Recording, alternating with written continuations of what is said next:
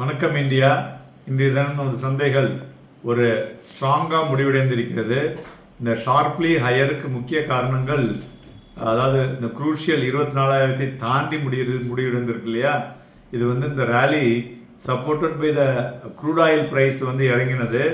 ரெண்டாவது, encouraging comments from Reserve Bank of India governor, interest ரேட்லையும் இன்ஃப்ளேஷனை பற்றியும் அவர் சொன்னது. இதனால் strong gain in heavy weight stocks. அதனால் நிஃப்டி 50 ஸ்டாக்ஸ் நல்ல ஒரு பைக்னு சொல்லலாம். Nifty settled 190 point plus 24,014.75. So இன்றைக்கி பேங்க் நிஃப்டி பார்த்தோன்னா outperform the broader market. So மெயினாக ஒரு 3 மந்த் ஹையை பேங்க் நிஃப்டி டச் பண்ணியிருக்கு.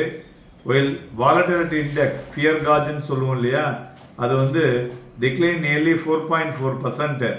So improved investor sentiment. இந்த கெயின் இந்தியன் ஈக்விட்டிஸ் கிட்டத்தட்ட 1.2% விழுந்தது ஆன் டியூஸ்டே. பட் 7 நாள் நல்ல ஸ்ட்ராங்காக ஏறிட்டு இருந்தது எகெயின். ஸோ மறுபடியும் மார்க்கெட் இன்னைக்கு ஒரு trigger for the market rally. Decline global market crude oil prices. Brent க்ரூடும் நியர்லி $74 பர் பேரலாக இருக்கிறது. ஸோ அது மாத்திரம் இல்லாமல் ஃபெர்டிலைசர் வரக்கூடியதெல்லாம் இந்த ஹார்மூஸ் ஜலசந்தி வழியாக இந்தியாவுக்கு வரக்கூடிய இம்போர்ட் இன்புட்லாம் ப்ராப்பராக 4 ஷிப்பு வந்திருக்கு, அங்கேருந்து வெளியில் வந்துருக்கு அப்படிங்கிற ஒரு பாசிட்டிவ் நியூஸும் வந்திருக்கு. Plus as I told, investor sentiment அந்த ஆர்பிஐ கவர்னருடைய நியூஸ் நல்லாவே லிஃப்ட் பண்ணியிருக்குன்னு சொல்லலாம். Generally supportive for corporate earnings. So இது expectations of borrowing cost remain லோவராக இருக்கக்கூடிய வாய்ப்புகளை அதன் மூலியமாக நமக்கு தெரிகிறது. இந்திய ரூபாயினுடைய மதிப்பும் இன்னைக்கு எல்இ லாசஸ் பட் ஒரு அன்சேஞ்சாக முடிவடைந்திருப்பதை பார்க்க முடிகிறது. 11 செக்டாரில் இன்னைக்கு 8 செக்டார் பாசிட்டிவாக முடிவடைந்திருக்கிறது. So advances 1335, declines 1394. So market breadth remain in favour of advancing ஸ்டாக்ஸ்ன்னு சொல்லலாம்.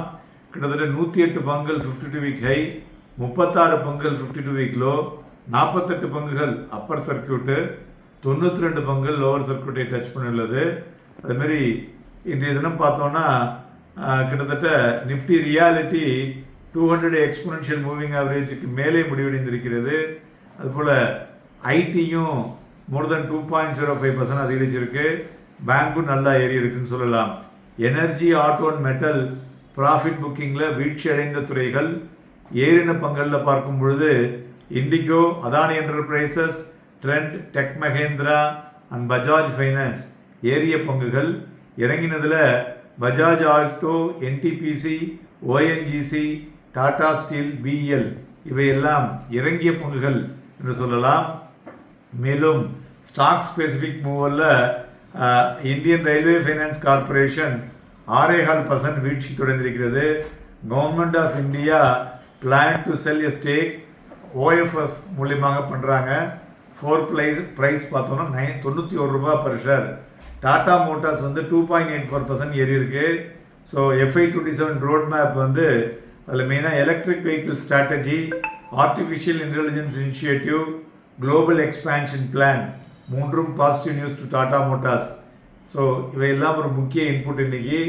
மேலும் தங்கம் $2,841 குறைந்து 1,43,000, வெள்ளி $4,856 குறைந்து 2,20,000, க்ரூட் ஆயில் $216 குறைந்து 6,748 மணியமாகி கொண்டிருக்கிறது.